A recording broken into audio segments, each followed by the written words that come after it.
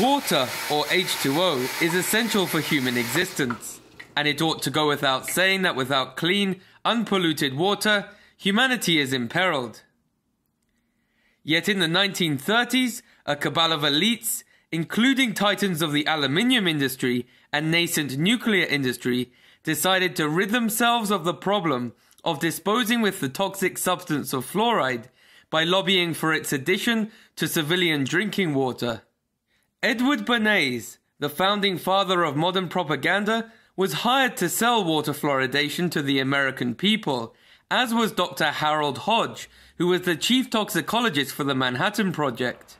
Well, to put it very simply, fluoride is safe.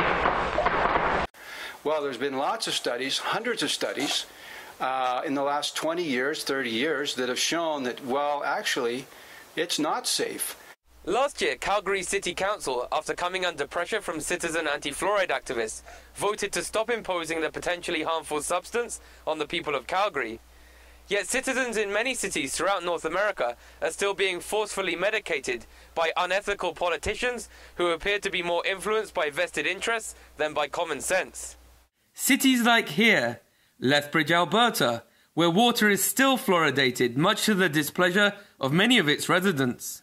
You go to the coffee shop downtown, there's going to be fluoride in your water. You buy soup from a restaurant in town that they use tap water to make, there's going to be fluoride in your soup.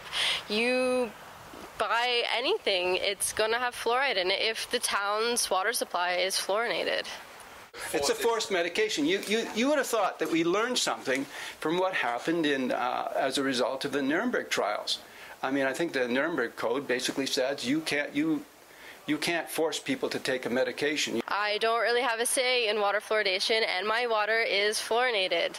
And it's hard to believe that I am being medicated, and I would prefer not to be. I think it's a human right to be able to decide what goes in our bodies, what we eat, what we drink.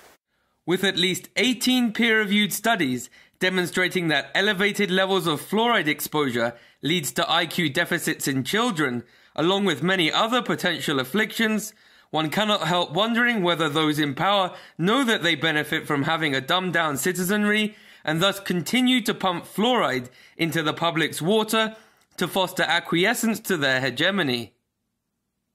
For Press TV, Joshua Blakeney, Lethbridge, Alberta, Canada.